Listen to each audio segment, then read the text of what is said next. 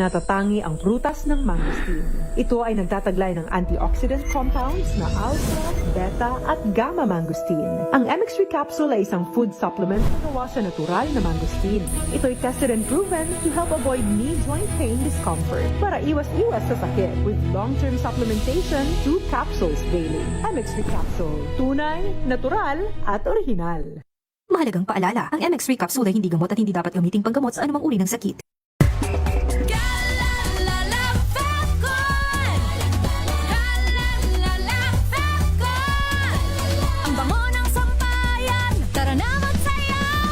Fabcon, amoy nakaka-joyful! Here are top 3 reasons why you should get your hands on MX3 capsule. 1. It has alpha, beta, and gamma mangosteen. 2. It's cholesterol and fat-free. 3. MX3 is proudly Pinoy made and has garnered multiple international awards. So what are you waiting for? Dito ako sa tested and proven ko na. MX3, dito ako bilib. Mahalagang paalala, ang MX3 capsule ay hindi gamot at hindi dapat gamiting panggamot sa anumang uri ng sakit. Sa puso ng kalikasan, natatangi ang prutas ng mangosteen. Ito ay nagtataglay ng antioxidant compounds na alpha, beta at gamma mangosteen. Ang MX3 capsule ay isang food supplement na gawa sa natural na mangosteen. Ito ay tested and proven to help avoid knee joint pain discomfort para iwas-iwas sa sakit with long-term supplementation 2 capsules daily. MX3 capsule. Tunay, natural at orihinal. Mahalagang paalala, ang MX3 capsule ay hindi gamot at hindi dapat gamiting panggamot sa anumang uri ng sakit.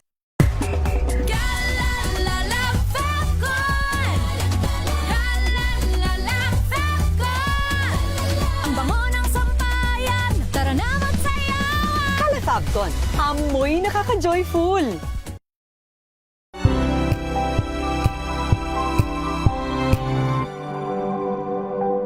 Wow, ang saya! Isang barangay na labada?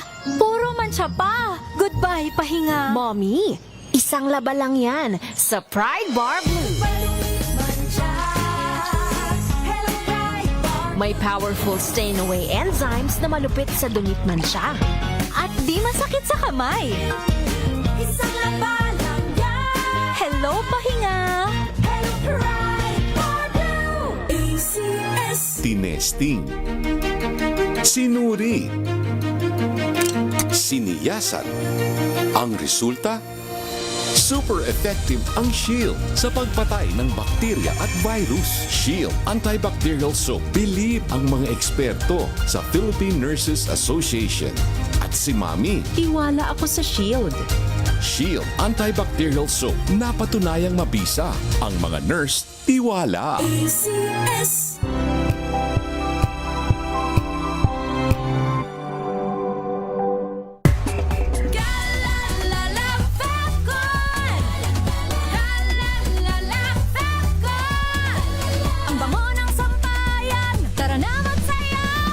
Fabcon, amoy nakaka-joyful!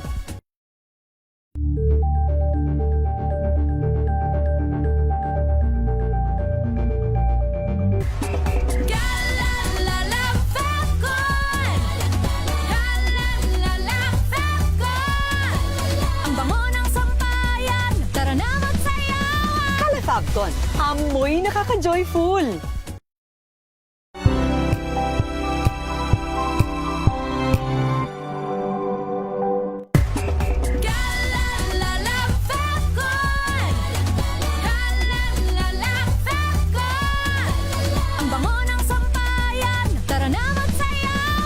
Fabcon, amoy nakaka-joyful!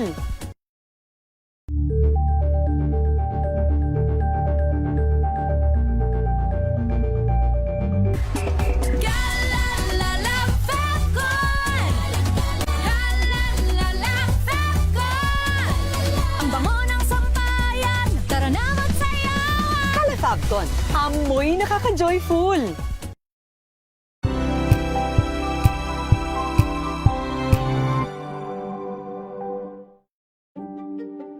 Buklatin ang mga pahina. Pakinggan ang boses ng lipunan. tunghayan ang mga issue mula sa ibang katayuan. Nakakalungkot kasi deserve ba namin ng ganito? Na hindi nila alam kung ano talaga yung kanilang mga karapatan. Yung gobyerno, tinulungan nila yung kanilang magsasaka. Pinapatahimik tayong lahat using various laws. Through education, kayang-kaya nating baguhin yung ganitong klaseng pag-iisip. Isang kwento, iba't ibang anggulo. Dito, sa Point of View.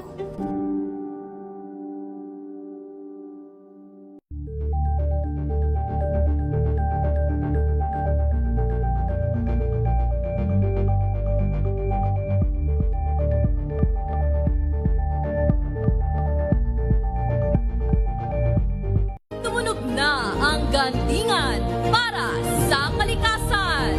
Ang nagkamit ng parangal bilang Best News Anchor ay walang iba kundi si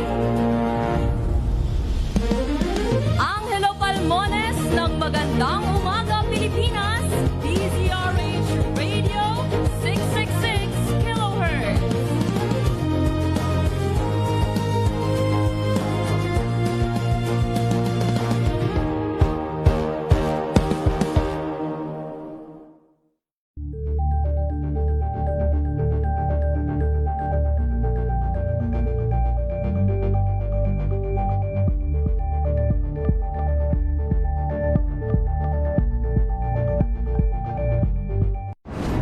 Kung good vibes ang hanap mo, dito ka na sa sigurado!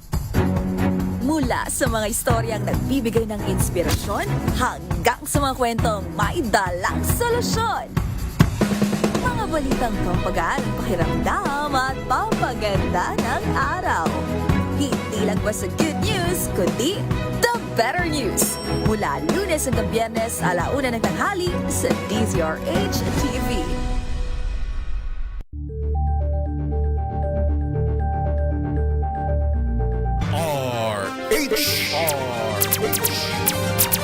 Sa pagtulong, sa paglilingkod, sa pag-alalay, kasama si May Pinauhan sa DZRH Public Service Hour. Oras po natin, 37 minuto na makalipas ang 3:00 ng hapon. Balik po tayo, no? Dito po sa ating talakayan, makinig po ang lahat ha, para po ito sa ating kalusugan. Pinag-uusapan na natin ang Smoke-Free and Vape-Free Environment Bill. Ayan, ibalik natin ang Project Manager ng Health Justice PH. Yan, si Ralph Degolacion. Sir Ralph, welcome back po. Magandang hapon ulit. Yes, opo. Maraming salamat, Miss May, and magandang hapon po sa inyong mga tagapakinig. Okay. Standby lang si Ralph ha. Sandaling-sandali lang po at meron lamang po tayong breaking story. Ayan, saglit lamang. Flash Report! Flash Report! Mga kaibigan, yun daw pong arraignment ni na Senator Jinggoy Estrada at dating DPWH Secretary Manuel Bonoan ipinagpaliban po ng Sandigan Bayan. Alamin natin ang detalye. Bakit? Sa report ni RH5, Bal Gonzales. Bal? May. Go ahead. Ng Huwebes, ang pagbasa ng saktalo arraignment ni na Senador Jinggoy Estrada at dating DPWH Secretary Manny Bonoan sa kampo nitong si Estrada ay inihiling nila sa korte na kailangan mo nang resolbahin yung mga mosyon na inihain ng kanyang mga abogado. At kabilang sa mga mosyon na ito ay ang Omnibus Motion to Quash Information at Motion for Reinvestigation sa kinakaharap na kaso ng kanilang kliyente na si Senador Jinggoy Estrada.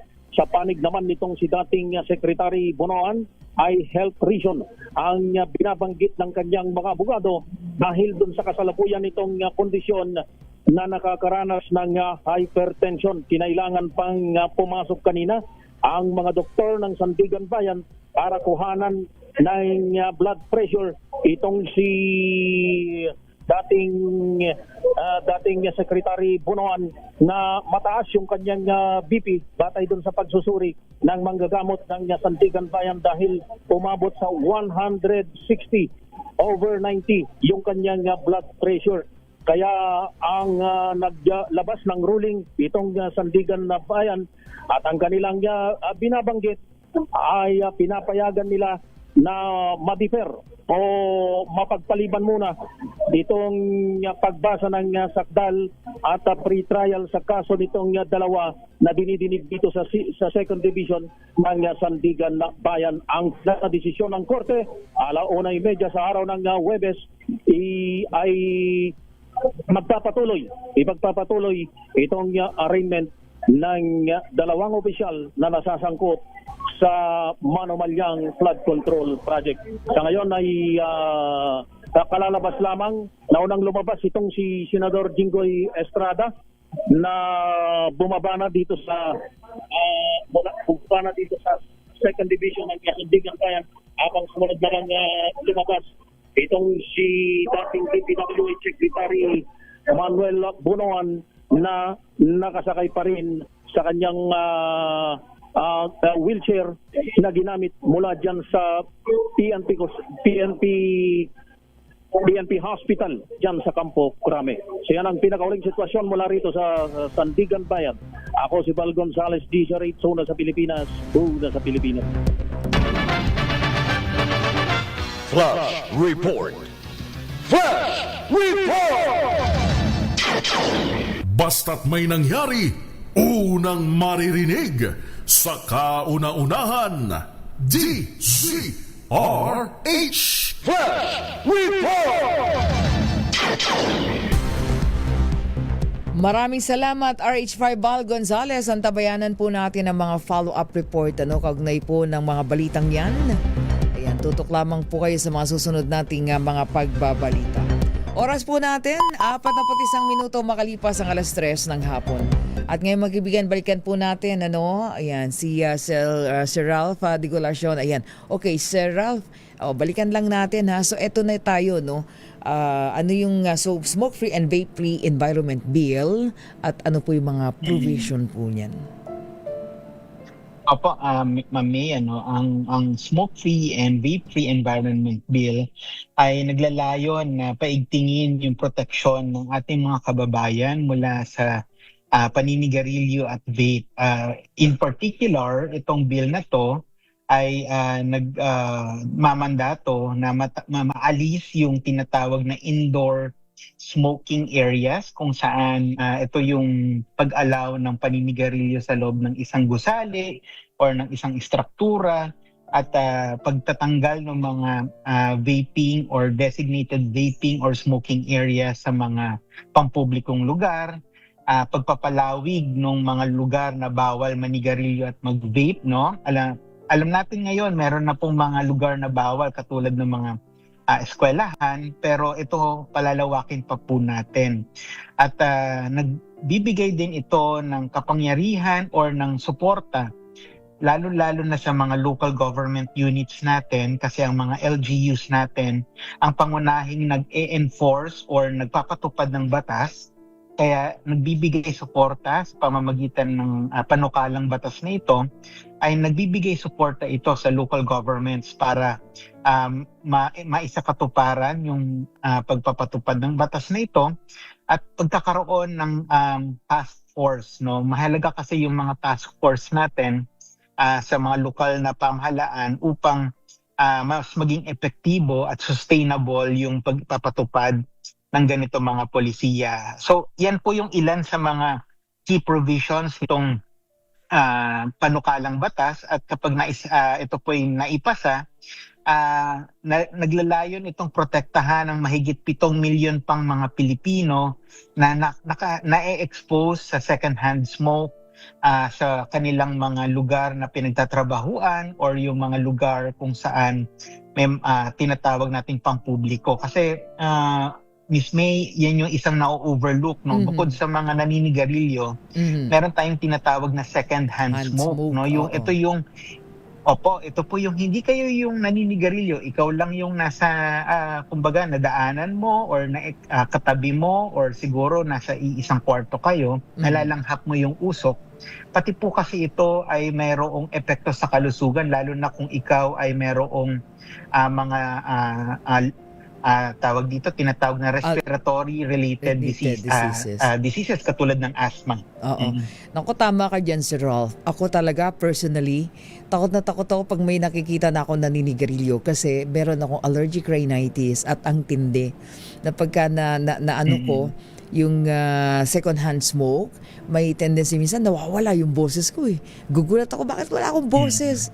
So, ganun ka tindi, ano. Although meron sinasabing mga smoking area na designated, lalong-lalo na sa mga lugar sa trabaho, pero still, pagka may mga dadaan dyan, ano, na talaga namang yan ay kalaban nila, ang tindi ng impact niyan sa kalusugan. Kasi lalo na ngayon sa mga panahon na to dito sa amin sa DZRH Operation Tulong, nagugulat kami kasi merong mga sakit, no, na galing talaga sa second hand smoke. So yun ang nagiging tawag nito, ang masaklap noon, cancer, no? Cancer agad lalo na sa ating tawag nito, sa ating lungs. Paano nga ba dun sa inyo pong sa pag-aaral ng mga eksperto, sinasabi nila yung usok ng sigarilyo na yan at ng vape ay hindi naman daw ganun katindi ang impact. Paano kung halimbawa mga buntis, yung mga senior citizen, no? Of course, may mga karamdaman na. Correct.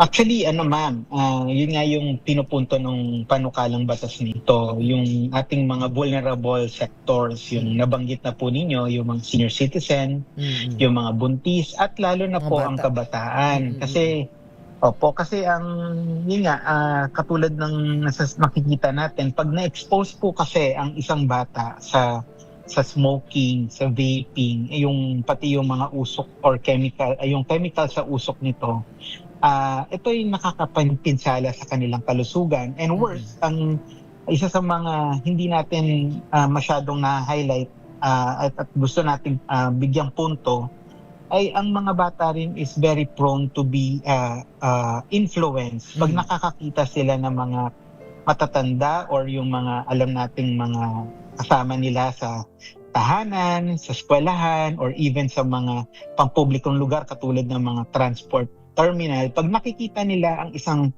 adult na naninigarilyo or nagve-vape openly, psychologically, ito ay nagbibigay ng impresyon sa kabataan na normal or pwedeng itong paninigarilyo or pagbe-vape ay pwede kong gayahin pag ako'y lumaki. Ito ay nagkakaroon ng impresyon sa kanilang utak at ito ay eventually ay posible nilang subukan. Kaya ito rin yung gusto naming sabihin na nating bigyan ng pansin kasi nga marami actually ang tingin nga namin at ito ay nasa mga pag-aaral. Talagang ang kabataan talaga ang natatarget ng mga ganitong mga produkto kasi sila din naman yung quote-unquote na future na magiging kliyente nitong mga gumagawa ng ganitong produkto. Kaya nga po, with our bill, we are hoping na mas lalo nating mapaigting yung pagprotekta sa kabataan at pagprotekta lalong-lalo na sa kalusugan ng lahat ng mamamayang Pilipino. Ayan, tama po kayo dyan. Talaga namang yan na ang yan na ang sentro ngayon di po ba ng mga hamon na ito. But then doon po sa mga kabataan natin na patuloy na naiengganyo, na-encourage na gumamit lalong-lalo po ng vape.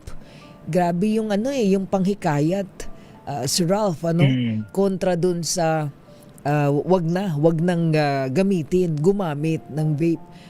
So sa inyo po, ano po ang dapat na gawin lalong-lalo na ng gobyerno? Ano ang may kulang, malaki pang kulang ng mga hakbangin para dito, di po ba? Actually, Ma'am May, maganda nating bigyan emphasis na yung bill na ating inihain ay ayon sa experience ng ating mga local governments na meron silang mga magagandang mga inisyatibo at maganda yung pagpapatupad nila ng tobacco control or yung vape, yung smoke-free at vape-free na polisiya. May mga local governments po sa ating bayan, katulad na lang ng Baguio, ng Balanga, ng Iloilo, Davao. Maganda yung kanilang mga ordinansa. Meron po silang mga local ordinance at mahigpit po nilang pinapatupad ang mga ito upang mapigilan nga po itong paninigarilyo at pag-vape kung saan-saan at paprotektahan ng mga kabataan. So out of all this experience ng ating local government, ay ito po yung kumbaga naging bunga nung itong bill na ito na inihain ni Congressman Lagman ay bunga ng konsultasyon sa iba't ibang local government na sa kanila kasi po, ang maganda po siguro natin i-cite example ang Baguio. Talagang pag sinabi nilang kung pumunta po tayo doon ngayon or kung nakadalaw na po tayo, ay talagang paninigarilyo sa parke ay talagang bawal. As in, meron talagang manghuhuli sa'yo na enforcer at talagang ikaw ay mag-undergo ng seminar kung kinakailangan mo, lalo na kung kinakailangan mo ng tulong sa pag-quit sa sigarilyo or sa vape. At kinukumpiska naman din nila yung mga, halimbawa kung ikaw ay underage, hindi ka under 18 years old na hulihan ka ng vape, kinukumpiska ng city government ito. At ito ay kumbaga proof na kaya naman gawin, ipatupad sa local government. At maganda kasing ito ay tuloy-tuloy na pinapatupad para nakikita ng mga mamamayan na seryoso ang pamahalaan sa kanyang kampanya para sa kalusugan at sa pagprotekta ng mga kabataan. No? So, yan po yung ilang experience na nakita namin, Miss May. At ito po yung malaki yung naitulong nito sa pagpapabuti nung sinasabi natin yung air quality ng Baguio, for example, or nung ibang mga local governments. Meron na po talaga silang konkretong naging positive impact doon sa pagpapatupad ng smoke-free and vape-free environment. Oo. So, actually, mahigpit yan talaga si Mayor Magalong sa mga ganyan disiplina. Sabi nung iba nating mga kababayan, sana all sa lokal na pamahalaan ma-implement yung ganyan. Doon, syempre, maganda yan, nakikita natin. Kasi parang yung mga minor doon, bawal ding, di ba, bentahan ng, ng sigarilyo. Parang how many meters away from the school? Di po ba? At least 100 meters po. Yun. Dapat lahat, kung nagagawa ng isang community, ng isang LGU lang, dapat magawa ng lahat.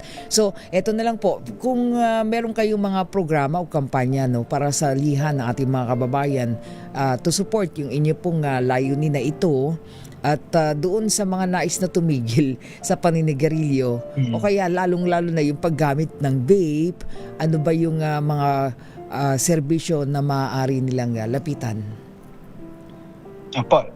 Unang-una po sa mga kababayan natin, yung mga naninigarilyo at saka nagve-vape, ang mensahe po namin ay lumapit po tayo sa ating mga doktor or sa ating mga health professionals or health workers para humingi ng tulong kung kinakailangan po ninyo ng alalay sa pag-quit. Dapat mag-quit na po tayo, wag na po tayo mag-isip na sa January pa para sa New Year's resolution. Dapat kung mag-quit ka na ngayon, at kung nahihirapan kang mag-quit, meron pong iba't ibang mga programa ang Department of Health. Meron po, number 1, meron po tayong tinatawag na National Quit Line. Nasa Lung Center ito, pero pwede po ninyong tawagan through 1558. At meron pong aalalay sa inyo doon para magbigay ng payo at saka kung kinakailangan ng inyong ng reseta ng gamot para tumigil ay sila po ay makakatulong doon. Kung pwede rin sila, may Facebook page din po yan para kayo ay alalayan. kung meron naman po kayong mga kaibigan or kaanak na mga medical or health workers, lapitan din po natin dahil malaki po ang kanilang maibibigay na tulong.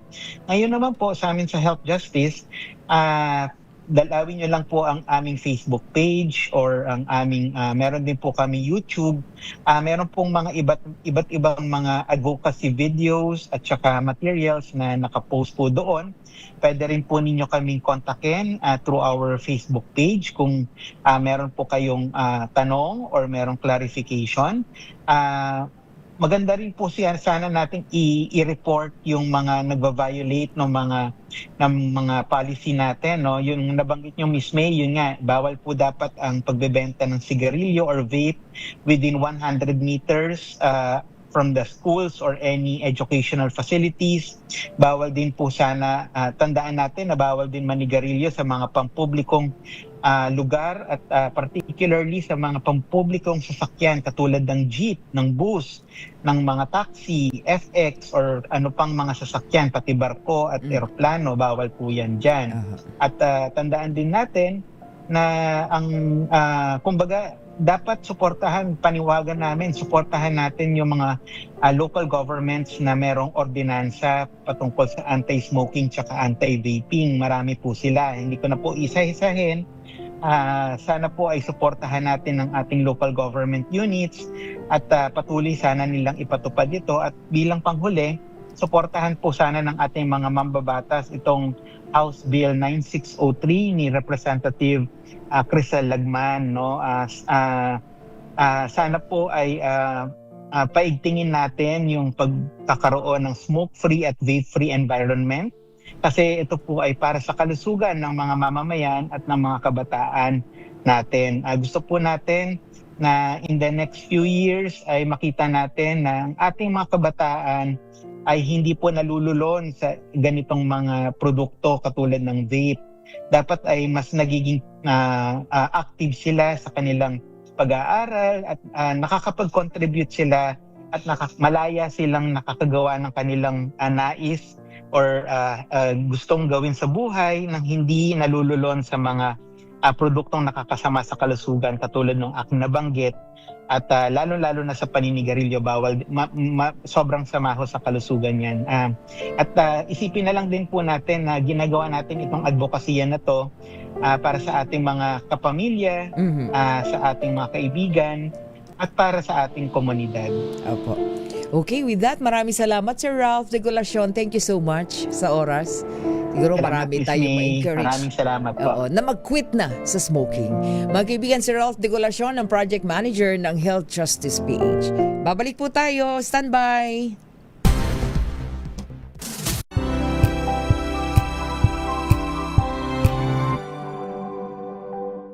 Alamin ang mga maiinit na isyung pambayan, mga balitang kailangan mong malaman, usapin sa pamahalaan, politika, ekonomiya at kabuhayan. Ito ang mga dapat mong malaman, pakialaman at pag-uusapan dahil kayo ang tinig ng mamamayan dito sa Damdaming Bayan. Live sa DZRH Radio, DZRH TV at DZRH Digital. Kasama sina Lakay, Deo Macalma at Elaine Apit. Araw-araw, Lunes hanggang Biyernes. Damdaming Bayan.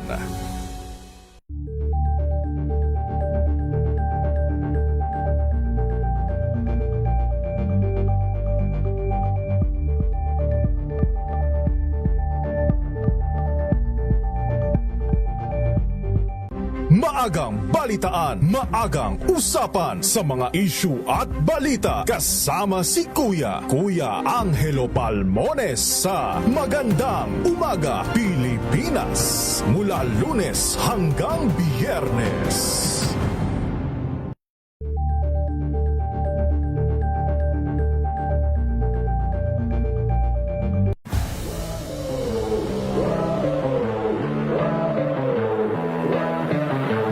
Speed climbing kasi is it's a very weird sport. Hindi siya katulad ng basketball. I think the biggest factor that played a big role in achieving that 6.08. New record was yung mental talaga. Because if you don't have your mental, hindi ka talaga makaka-perform ng maayos. Biggest challenge as a Filipino climber, for me, since nasa speed climbing ako,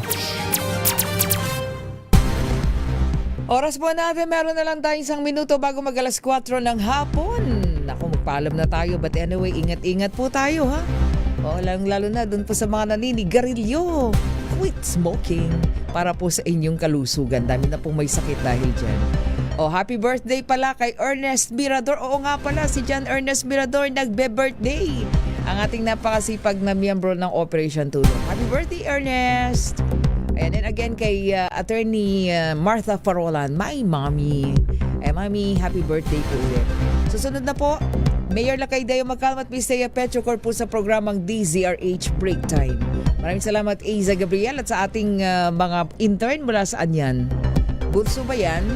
Ayan, Bulacan State University. Ako naman may binauhan. Thank you nga pala. Jeric Barreto, RHTV. Ako naman may binauhan, syempre pa, para sa DZRH, una sa Pilipinas, una sa Pilipino. This time check is...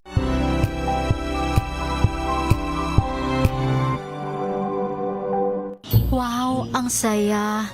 Isang barangay na labada, puro mancha pa. Goodbye, pahinga. Mommy, isang laba lang yan sa Pride Bar Blue. May powerful stain-away enzymes na malupit sa dumit mancha. At di masakit sa kamay.